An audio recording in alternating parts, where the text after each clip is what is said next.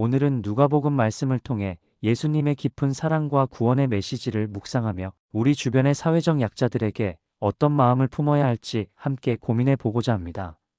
누가복음은 다른 복음서와는 조금 다른 특별한 시선을 가지고 있습니다.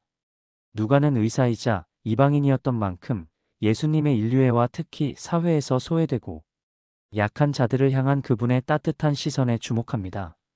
복음서 전체를 통틀어 누가는 예수님께서 가난한 자, 병든 자, 죄인, 여자, 어린이 등 당시 사회에서 주목받지 못했던 이들에게 얼마나 많은 관심을 기울이셨는지를 상세하게 기록하고 있습니다. 누가복음 1장은 세례 요한과 예수님의 탄생 예고로 시작합니다. 엘리사벳과 사가랴, 그리고 마리아와 요셉 모두 하나님 앞에서 의롭게 살아가려 노력했지만 당시 사회적 기준으로 보면 그리 대단한 배경을 가진 이들은 아니었습니다.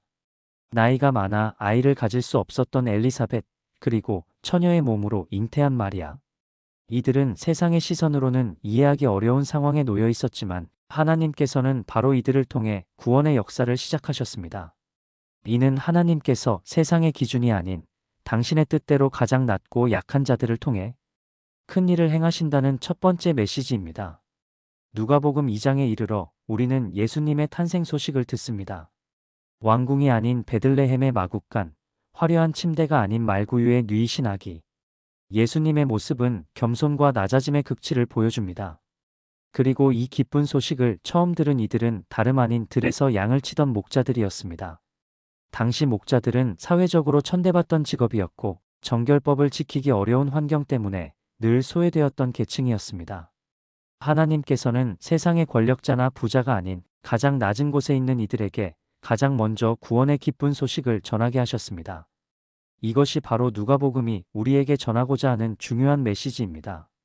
하나님의 나라는 높은 곳이 아닌 낮은 곳에서 시작되며 겸손한 마음으로 주님을 찾는 모든 이에게 열려 있다는 것을 보여줍니다. 누가복음 3장에서는 세례 요한의 사역과 예수님의 세례가 나옵니다. 세례 요한은 광야에서 회개를 외치며 많은 사람들을 불러 모았습니다. 그의 메시지는 신분에 관계없이 모든 이에게 적용되었습니다. 세리들과 군인들까지도 찾아와 무엇을 해야 할지 물었을 때 요한은 자신의 이익만을 좇지 말고 정직하게 행동하며 이웃을 사랑하라고 가르쳤습니다. 예수님께서도 모든 백성이 세례를 받을 때 함께 세례를 받으셨습니다.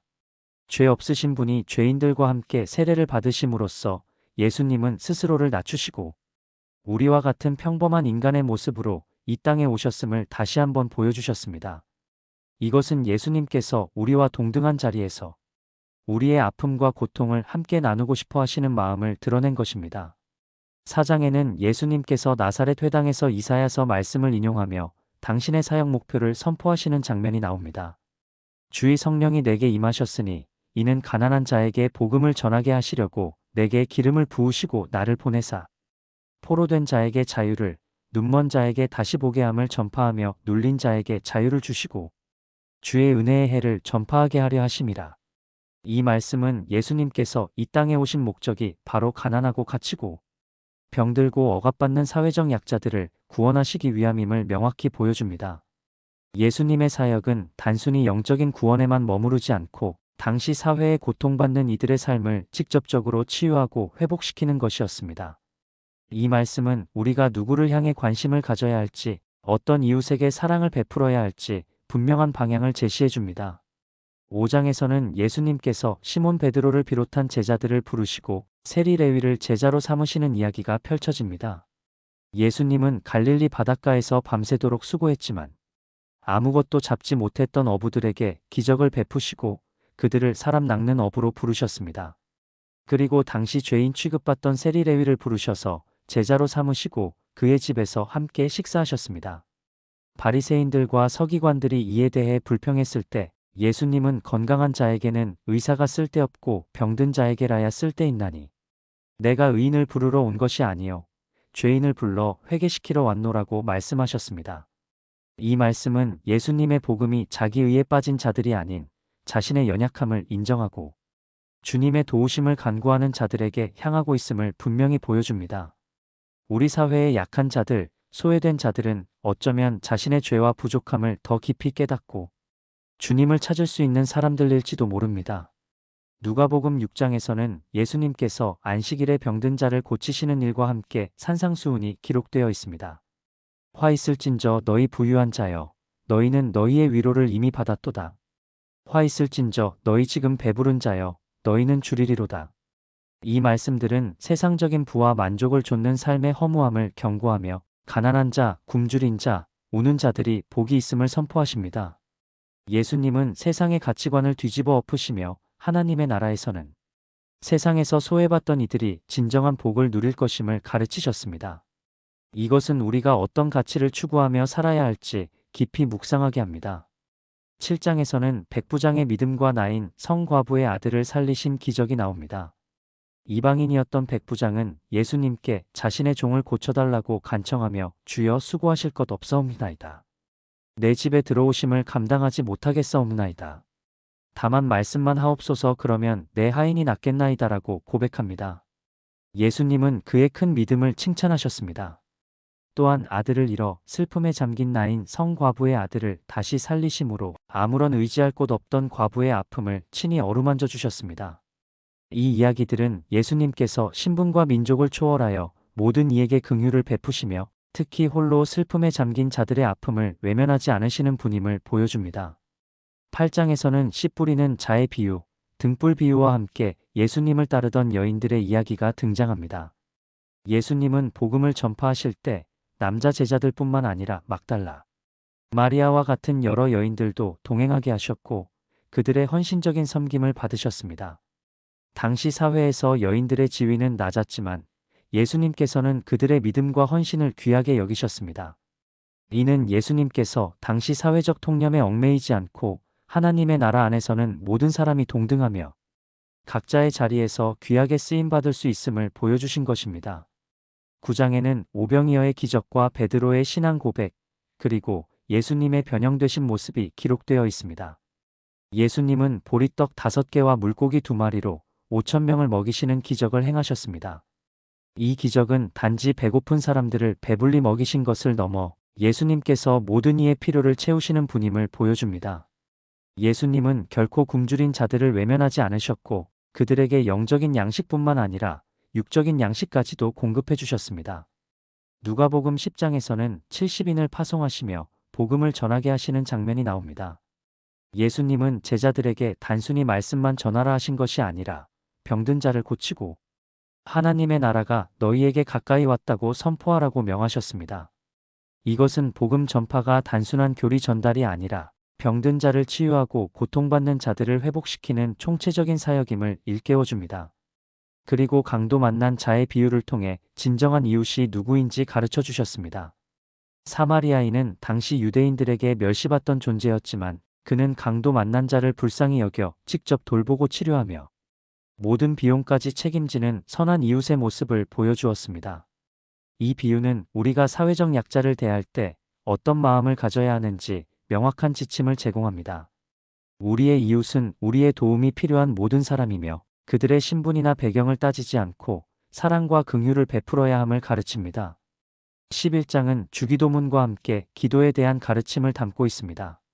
예수님은 제자들에게 하나님 아버지께 간절히 구하면 반드시 응답받을 것이라고 약속하셨습니다. 특히 구하라 그러면 너희에게 주실 것이요, 찾으라 그러면 찾아낼 것이요, 문을 두드리라 그러면 너희에게 열릴 것이니라는 말씀은 우리가 포기하지 않고 간절히 기도할 때 하나님께서 우리의 필요를 채워주시고 우리의 간구를 들어주실 것이라는 확신을 줍니다. 우리가 약한 자들을 위해 기도할 때도 마찬가지입니다. 그들의 아픔을 위해 진심으로 기도하면 하나님께서 우리의 기도를 들으시고 그들에게 위로와 회복을 주실 것입니다. 누가복음 12장에서는 재물에 대한 경고와 함께 하나님을 의지하는 삶의 중요성을 강조합니다.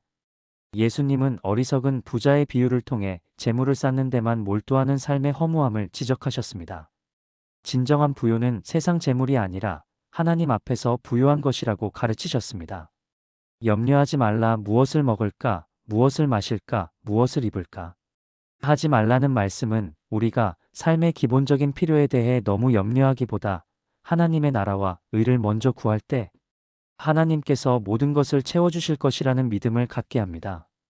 이러한 가르침은 우리가 세상의 물질적 풍요에만 집착하기보다 나눔과 섬김의 삶을 통해 이웃과 더불어 살아가는 것이 진정한 복임을 깨닫게 합니다. 13장에는 회개를 촉구하는 말씀과 함께 열매 맺지 못하는 무화과나무 비유가 나옵니다. 예수님은 끊임없이 회개하고 돌이켜 하나님의 뜻대로 살아갈 것을 촉구하셨습니다. 열매 맺지 못하는 무화과나무 비유를 통해 하나님께서 우리에게 기회를 주시고 기다려주시지만 결국에는 열매를 맺어야 함을 말씀하셨습니다. 이것은 우리가 받은 은혜에 합당한 삶을 살며 우리의 이웃에게 사랑의 열매를 맺어야 한다는 것을 의미합니다. 특히 우리 주변의 사회적 약자들에게는 더욱 그러합니다. 그들을 향한 우리의 사랑과 섬김이 바로 열매 맺는 삶의 중요한 부분입니다. 14장에서는 잔치 비유를 통해 겸손의 미덕을 가르치고 가난한 자, 병든 자, 저는 자, 맹인들을 잔치에 초대하라고 말씀하십니다. 예수님은 내가 잔치를 베풀거든 차라리 가난한 자들과 몸 불편한 자들과 저는 자들과 맹인들을 청하라. 그리하면 그들이 갚을 것이 없으므로 내게 복이 되리니 이는 의인들의 부활 시에 내가 갚음을 받겠음이라고 말씀하셨습니다. 이 말씀은 우리가 베푸는 사랑이 세상적인 보상을 기대하는 것이 아니라 오직 하나님 앞에서 의로운 행위로 인정받을 것임을 강조합니다. 세상이 주목하지 않는 이들을 향한 우리의 사랑이 바로 하나님의 나라에서 큰 상급이 될 것입니다. 15장은 잃은 양 비유, 잃은 드라크마 비유, 그리고 탕자의 비유로 유명합니다. 이 세 가지 비유는 모두 잃어버린 것을 찾아 기뻐하는 하나님의 마음을 잘 보여줍니다. 죄인들이 회개하고 주님께로 돌아올 때 하늘에서는 큰 기쁨이 있다는 것을 가르쳐 주십니다. 탕자의 비유에서 아버지는 집을 떠나 모든 재산을 탕진하고 돌아온 아들을 멀리서부터 알아보고 달려가서 안아줍니다. 아들의 지위나 재산에 상관없이 오직 아버지의 사랑과 용서만이 그를 회복시킵니다. 이 비유들은 하나님께서 세상의 잣대로 판단하지 않으시고 어떤 죄인이라도 돌아오기만 하면 기쁨으로 맞아주시는 분임을 알려줍니다.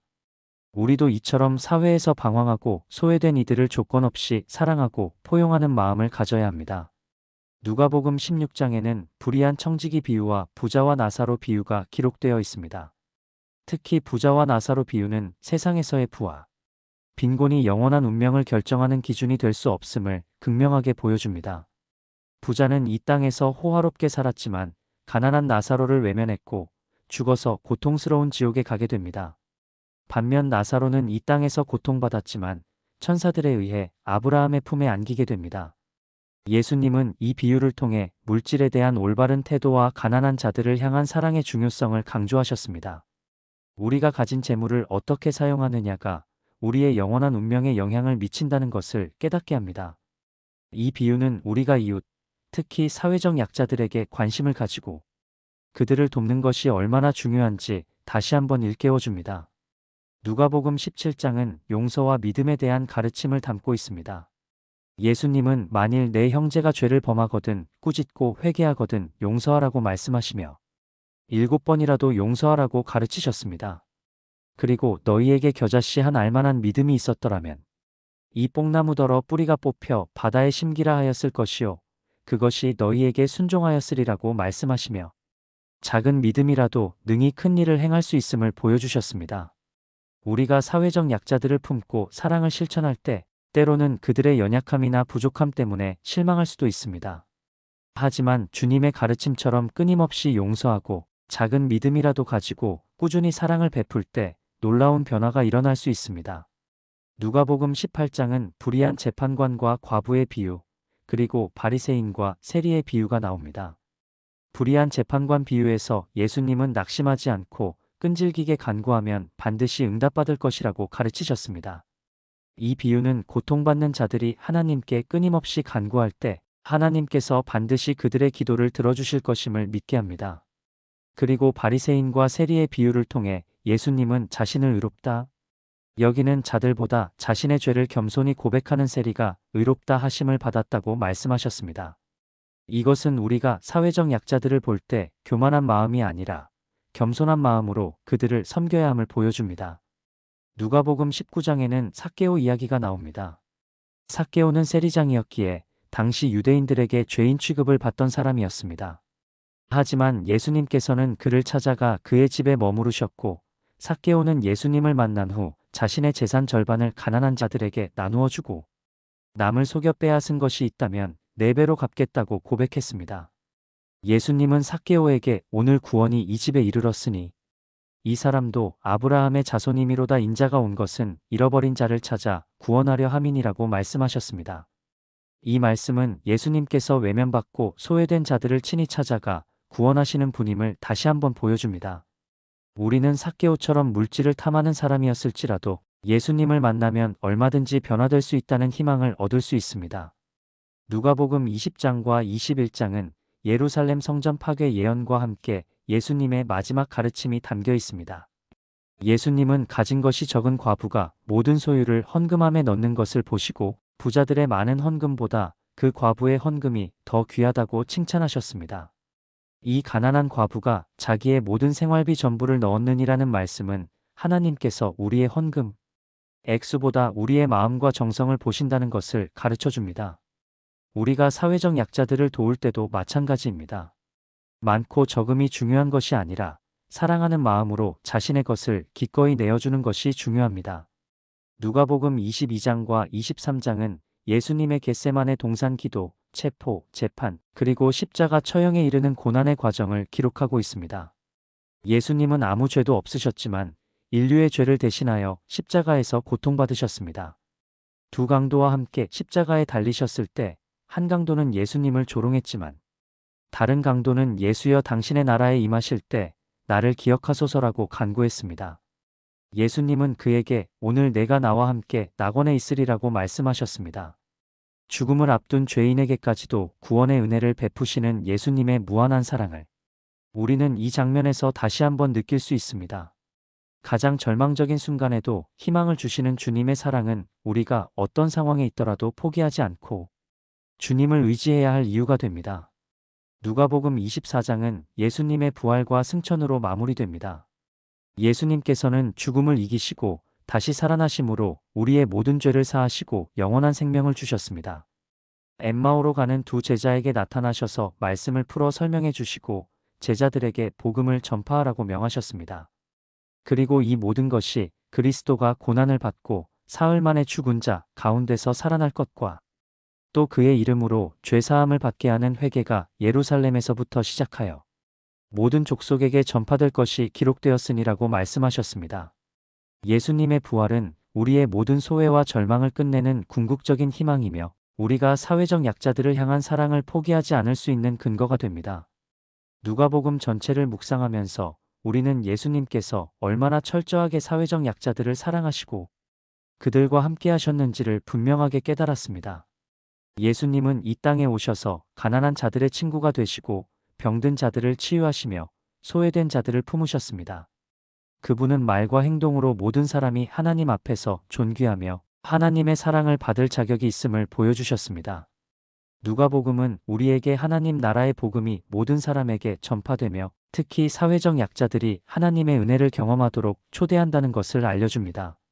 예수님께서 유월절에 십자가를 지심으로 우리를 구원하셨듯이 우리도 예수 그리스도의 십자가의 사랑을 통해 구원받은 자로서 사회적 약자들을 돕는 삶을 살아야 합니다. 이것이 바로 예수님의 가르침을 따르는 진정한 제자의 삶이며 하나님의 기쁨이 되는 삶입니다. 이 누가복음 묵상을 통해 여러분의 마음속에 예수님의 따뜻한 사랑이 깊이 새겨지기를 바랍니다. 그리고 우리 주변의 어려운 이웃들에게 시선을 돌려 작은 사랑이라도 실천할 수 있는 용기와 지혜를 주시도록 함께 기도합시다.